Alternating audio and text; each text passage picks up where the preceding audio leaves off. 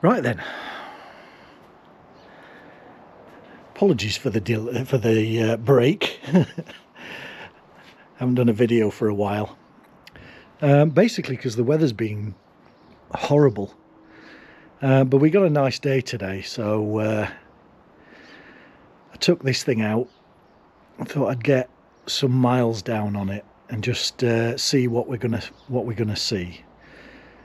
So, got a few things to report. First of all, we blew that seal. Noticed that last time, if you remember. But I do have a set of seals for this. Yeah, there's even oil in there. I do have a set of seals for that, so that's going to be a job we're going to have to do. So that's one. Secondly, we do still have, let me just take this seat off.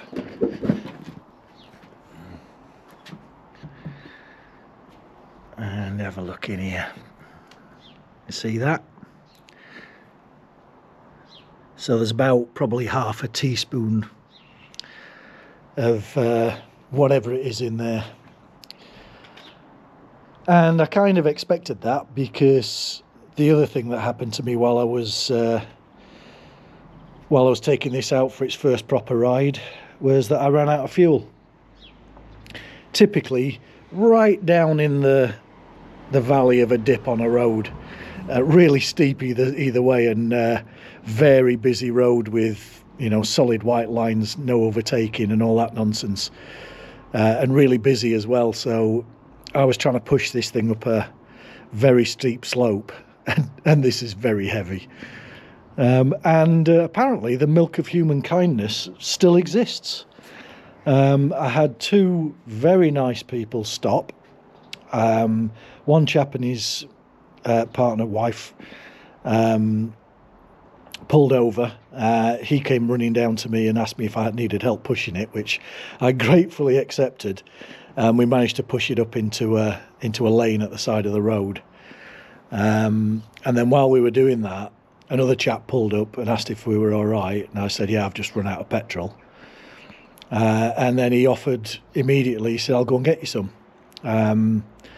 So he went and got a can of fuel, and then didn't want to take the money for it.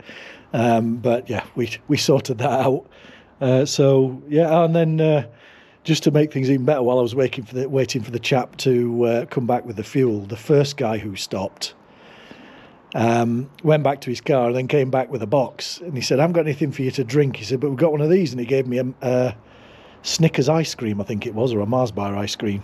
And that was so well needed. As you can see, it's glorious day here today. So anyway, I'll clean that out again, but I think the reason I did check it beforehand, and there was a tiny bit in there, but I think that's just because we've emptied the tank completely this time, and it's just sucked the dregs out the bottom. So not worried. I am worried about this, but we'll just keep cleaning that filter for now and see if it improves. I'm hoping that this will be the worst of the last of it. The bike is running absolutely lovely. I still haven't set the carbs up, and you can tell when it's on, you know, when you close the throttle. A lot of popping and banging, because I think a couple of these, I haven't set the idle mixtures, are just factory set, 2.5 turns out, and I think they should be 2 3/4, so I might need to just fatten them up a bit. But it runs fine, it idles nice, it's not cutting out, it's still got all its power. No doubt it's going to get even more once I've sorted the carbs out. So that's all good news, and it's all stuff we can do. There's one thing, I did mention it before, but I wasn't sure if it was going to sort itself out. The clutch is getting there. I'm gonna carry on riding it for now. But when you get up to about 6,000-7,000 revs, it slips and just screams up to 9,000. So I'm just going to drive it you know, carefully for now while I source the parts for that clutch. You can still get clutch, what are they called? I don't call them clutch plates because I always think of those as being the steel elements, but yeah, the brake pad parts of the clutch, you can still get them. And the steel plates, even if they've got a bit of a shine on them, just rough them up with some, you know, a bit of emery cloth to take the glaze off them, and they'll be fine. So we've got to do a clutch on this. So we'll do that. So a couple of jobs we're going to be doing. We'll do those fork seals. Not doing them today. Today's just, I just thought I'd report in. But I will film doing those fork seals, and we'll either film the V45 clutch or this one. They're different. This has got a Sprag starter clutch on it, and I'm pretty certain the 750 doesn't. So it might be worth having a look at least inside when we get the clutch cover off.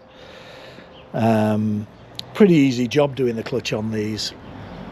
Take this foot peg off, back brake lever off, and then we've got a bunch of bolts going around the outside. These tend to stick on, but if you look just here, there's a lug there, and that is fine for giving it a bit of a lever and a pop. And there's another one round here somewhere where you can do the same thing. That might be it. So yeah, rubber mallet, would, you know, whatever you use, and just give it a tap all the way around just to break the seal, and then they come off. And I'll save what's inside for when we're in there, but I'm not in a desperate rush to do it. It hasn't gone. That seal's gone, but for now I'm just going to clean it off, and because I want to ride it a bit more, and then we'll get set up and do this clutch. Pretty simple to do. Clutch. We'll do these forks. Pretty simple to do again. Front wheel off, hang these up somewhere out of the way, and then you've just got the fork legs sticking down. So same thing as always, onto the centre stand, block of wood under the engine and a trolley jack just to tilt the bike backwards onto the back wheel, and then it's still stood on the centre stand, so that's taking all the weight. The jack's just lifting the front wheel off the ground. You've got to be careful, don't jack it up too high. If you lift the centre stand off, it'll fall over. So you are just using the trolley jack just to lift the front end, and as soon as the back tyre touches the ground, stop jacking. Your front wheel will be off the ground by then. To get the front wheel off, I probably have to take that off, but that's just some 10mm bolts back there. So again, easy enough. Nothing's fallen off, including me, which is always good. This back tyre, I was a bit unsure about that, but let's get some miles out of it. There's no big cracks in it. I just don't trust it because it's old rubber. But yeah, that's where we are. What a fantastic bike. It reminds me a lot of riding a Blackbird, CB1100 XX Super Blackbird, I think they are, or CBR 1100 XX Super Blackbird. But I used to ride one of those, and we used to call them dialer speed because you just put it in 4th or 5th and it'd do 30 to 120. And this is very much the same, except it hasn't got a fairing and a nice double bubble windscreen to hide behind, so you get it full force in your face and on your chest. I don't think I'd want to ride this like I used to ride the Blackbird, but you've got the power there, certainly. So yeah, all good news for now. And some more work that we need to do on the bike, and seeing as I like working on the bike, that's not a big deal, is it? So let's just pop that seat back on. This is a weird thing. You've got to get these little pegs in both sides and then shove it forward. Otherwise it kind of goes in but doesn't lock. So that's that. and what a nice machine. Thanks for watching.